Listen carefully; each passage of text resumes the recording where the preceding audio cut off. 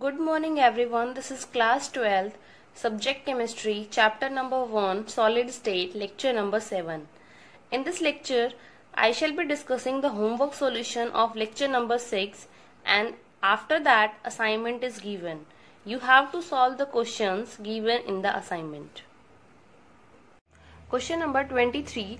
A group 14 element is to be converted into N-type semiconductors by doping it with a suitable impurity. To which group would this impurity belong? N-type of semiconductors are formed when group 14 element is doped with group 15. So the impurity belongs to group 15 element.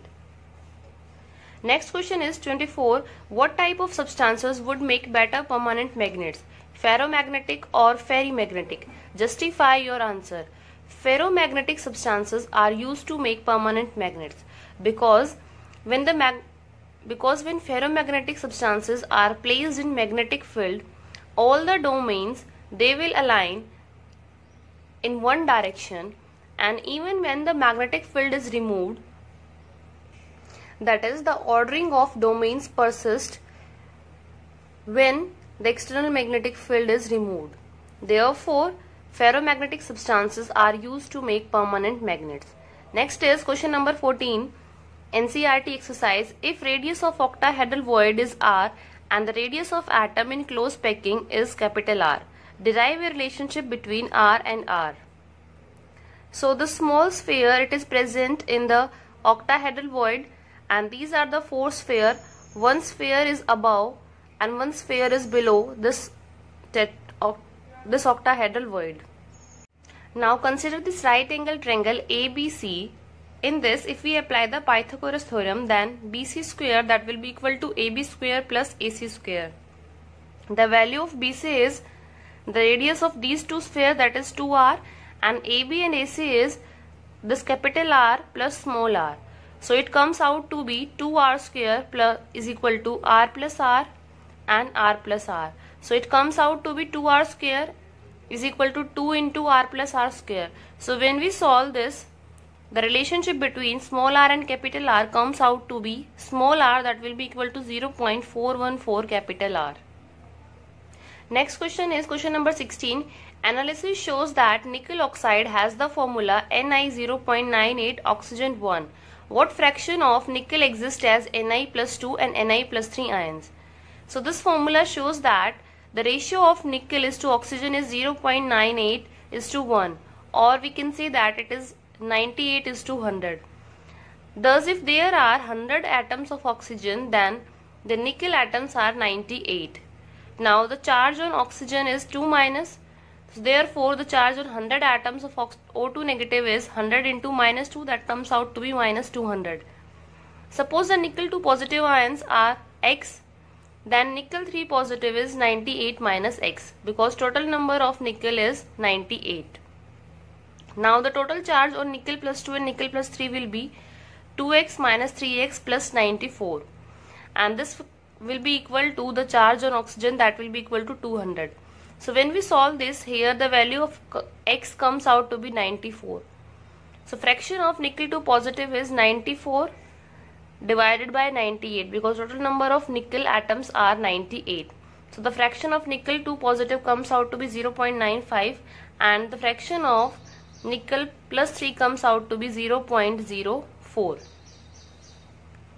Next question is, what is semiconductor? Describe the two main type of semiconductor and contrast their condition mechanism.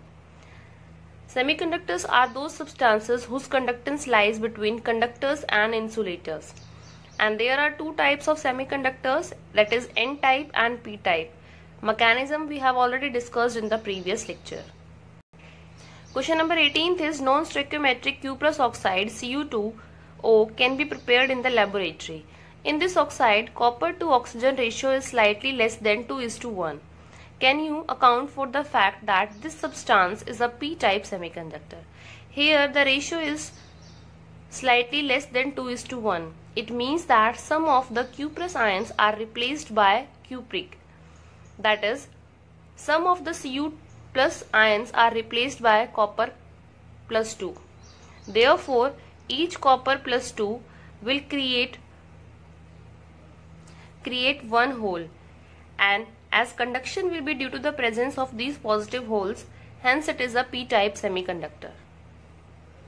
Question number 19th is ferric oxide crystallizes in HCP array of oxide ions with 2 out of every 3 octahedral holes occupied by ferric ions. Derive the formula of ferric oxide. Suppose the number of O2 negative ion in the packing is n.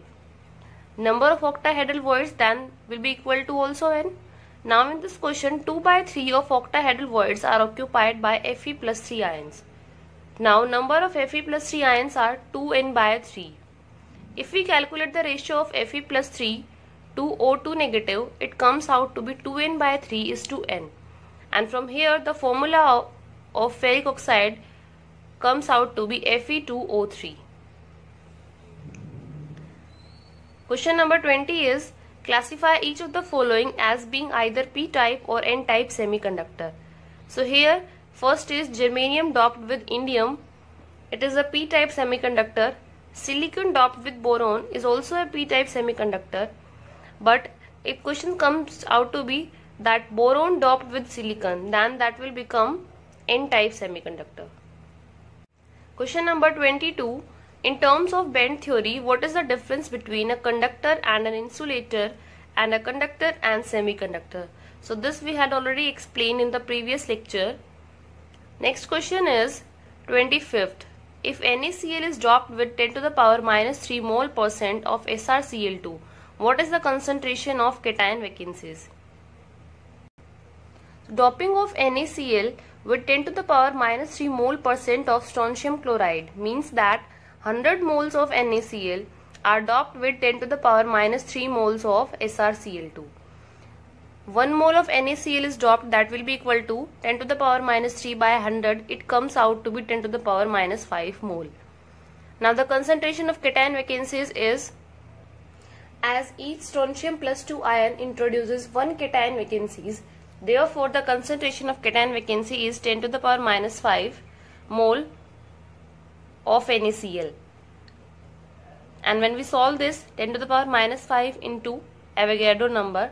So these are the cation vacancies, concentration of cation vacancies. If NaCl is doped with 10 to the power minus 3 mole % of strontium chloride.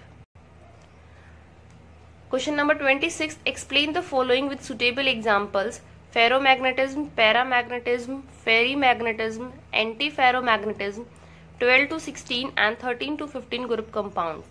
So these are already explained in the previous lecture in the magnetic properties of solid. So these are the questions I gave you in lecture number 6. Now you have to solve the questions given in the assignment